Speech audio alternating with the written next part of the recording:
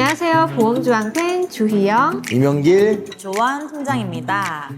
많은 분들이 보험을 가입하시는 이유, 사실 큰 돈이 들어가는 상황을 대비하려고 하시는 거잖아요. 맞습니다. 그런데 문제는 가입만 해두고 이후에 관리를 안 받는 경우가 너무 많습니다. 맞아요. 저도 생각을 해봤을 때 보험이라는 게 결국에 내가 얼마를 받는지 얼마나 알고 있는지가 제일 중요한 건데 막상 고객분들이랑 얘기를 해보면 잘 모르는 경우가 많더라고요. 그래서 관리를 받으시는 분들은 문제가 없는데 관리를 안 받으시는 분들은 좀 정작 필요할 때 보험금이 안 나오거나 아예 받을 수 없는 보험에 가입되어 있는 경우가 많더라고요. 특히 그중 하나가 바로 운전자 보험인 것 같아요. 운전은 다들 하시는데 왜 이게 꼭 필요하고 또 어떤 담보가 필수인지 잘 모르시는 분들이 많습니다. 오늘 저희가 그 기준을 확실히 잡아 드릴 거예요. 특히 정말 중요한 포인트가 한 가지 있었습니다. 2024년 8월도 이전에 운전자 보험을 가입하신 분들이라면 이 영상을 꼭 끝까지 보셔야 됩니다. 그때랑 지금이랑 보장 내용이 많이 달라졌습니다. 그쵸, 맞습니다. 오늘 영상 끝까지 보시면 내 운전자 보험이 제대로 가입되어 있는지 그리고 꼭 챙겨야 할 핵심 포인트가 어떤 것인지 명확하게 알 수 있으실 겁니다. 자동차는 타인을 위한, 운전자는 나를 위한 보험입니다. 그래서 내가 직접 운전을 한다면 내 차든 회사에서 지급받는 차든 상관없이 반드시 운전자 보험을 준비해 두셔야 합니다. 자동차 보험은 의무보험이라 가입하지 않으면 벌금이 나오니까 누구나 가입을 하지만 운전자 보험은 선택보험이다 보니 그 중요성을 잘 모르시는 분들이 많습니다. 실제로 회사 차량을 운전하시는 분들 중에 회사에서 알아서 다 해놨겠지라고 생각했다가 막상 사고가 났을 때 운전자 보험이 없어서 합의금이나 변호사 비용을 본인 돈으로 해결하시는 분들이 있습니다. 자동차 보험만으로는 법적인 책임까지 막아주지 못한다는 점 꼭 기억하셔야 합니다. 그리고 많은 분들이 헷갈려 하시는 게 있는데요. 예를 들어 A라는 분이 차량을 2대 가지고 있다면 자동차 보험과 운전자 보험은 각각 몇 개를 가입하셔야 할까요? 정답은 자동차 보험은 2개, 운전자 보험은 1개입니다.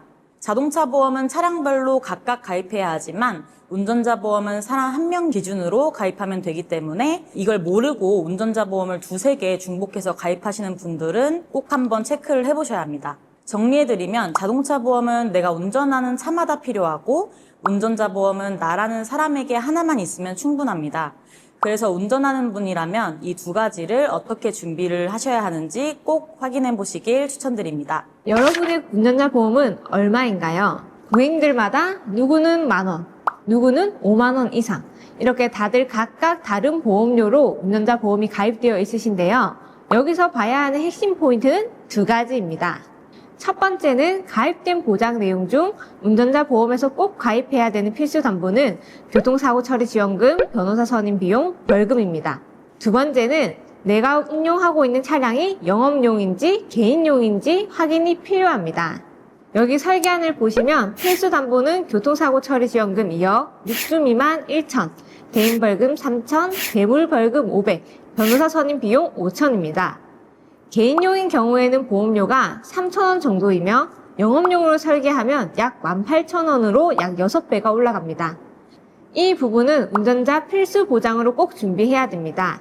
이렇게 기본적인 보장들을 준비하시고 가해자가 되던 피해자가 되던 부상 등급에 따라 지급되는 자동차 부상 치료비, 골절 진단비, 상해 수술비, 입원 일당 등 이런 상해 특약들을 추가로 할 수 있습니다.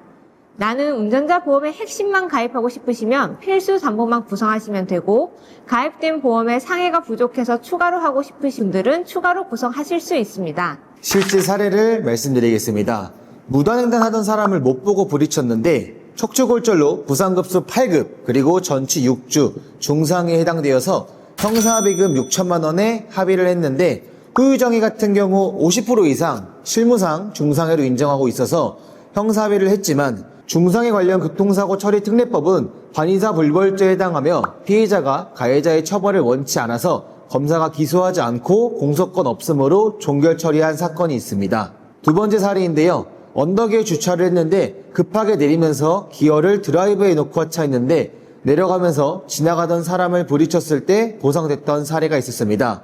이런 경우에는 자동차 보험이 아니고 운전자 보험에서만 보상을 받을 수가 있습니다.